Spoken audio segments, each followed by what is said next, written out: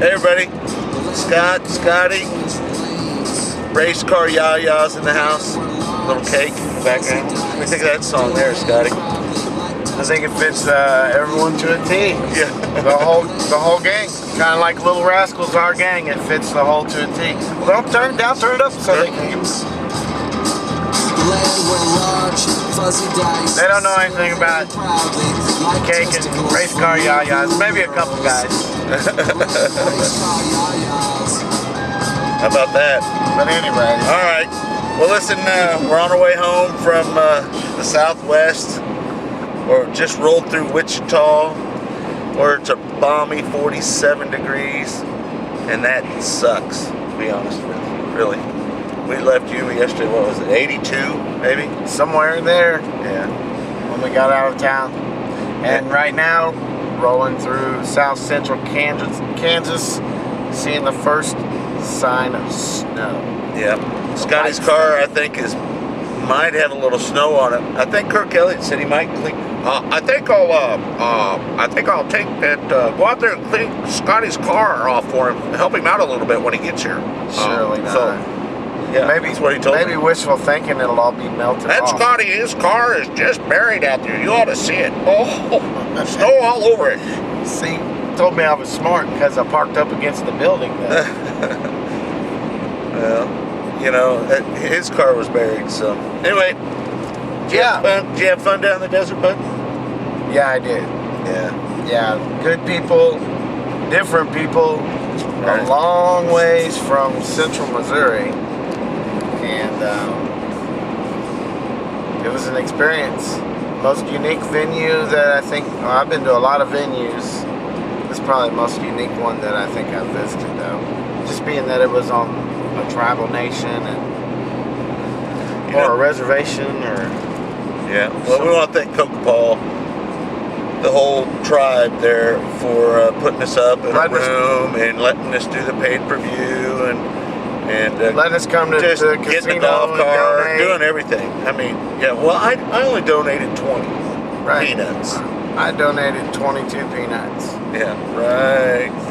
Thank you for all that, and it was our pleasure coming to donate at the casino. Right. Maybe we'll come back and win $2 or win $22 next time instead of lose $22. Well, regardless, we got whoop whoop up here. Oh, you got the whoop whoop up here. But regardless, a great stay. I learned that I think that I'd heard a lot of good things about Mr. Greg Burgess before I met him the other day, and after meeting him, seeing what kind of a person he is, and then seeing the product he put out there, I'm sold on him, and one of a few promoters that I've met in the game that understands the whole thing. Yeah, he gets it. From the driver to the competitor to the fan, teams, families, media. All you got to do to see what Greg Burgess is all about is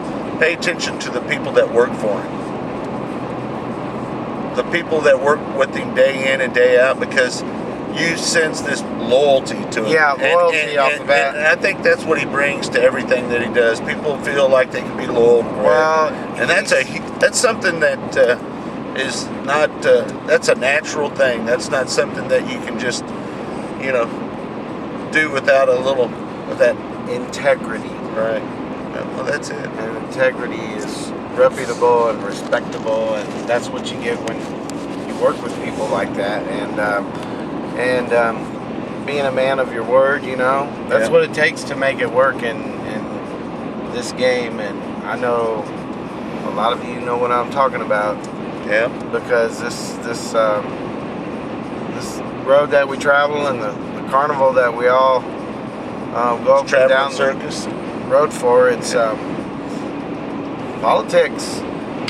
Got to get up and down the road. Well, I don't know. I just think that you know what you do is, I say it all the time, man. Just go out, under promise, over deliver, and just do what you're supposed to do, and everything else takes care of itself. And try to preach loyalty as much as you can to the people that are loyal to you.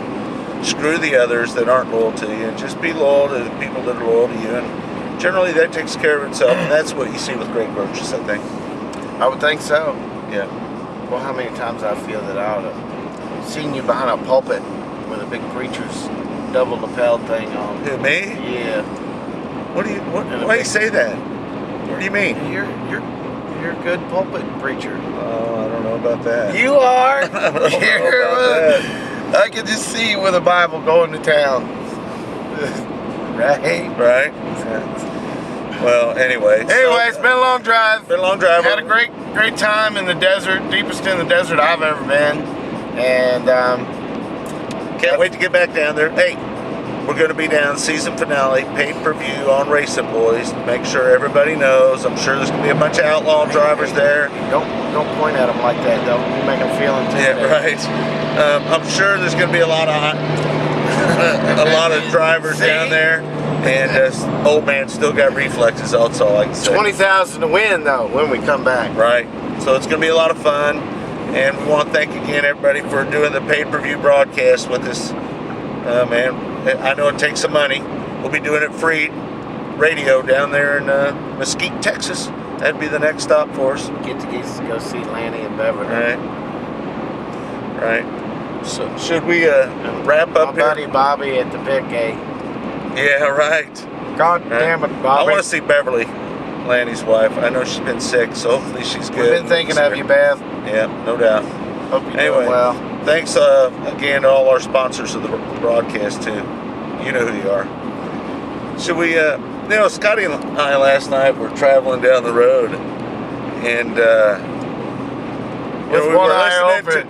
One eye open. We ran about 900. We left Yuma and made it to Amarillo last night. But towards the end of that long grind of a drive, we were listening to a little George Carlin. God rest his soul. Right.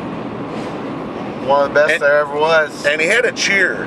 You know, he's not a real happy guy. George Carlin wasn't a real happy guy, was he? He was filled with a little animosity. He had a little anger in him. Yeah. He had some anger issues. He just didn't like the way society was. So he, in the most comedic way you could ever picked it apart, right? Picked that shit apart. So he had this little cheer. Maybe you ought to do the first one. Well, no. First I'll set the table and say well, go ahead and tell everybody. that when we first turned on the comedy channel that he was on, what's it called? Anyway, what's it called? Got some outlaw comedy. Yeah, on satellite radio.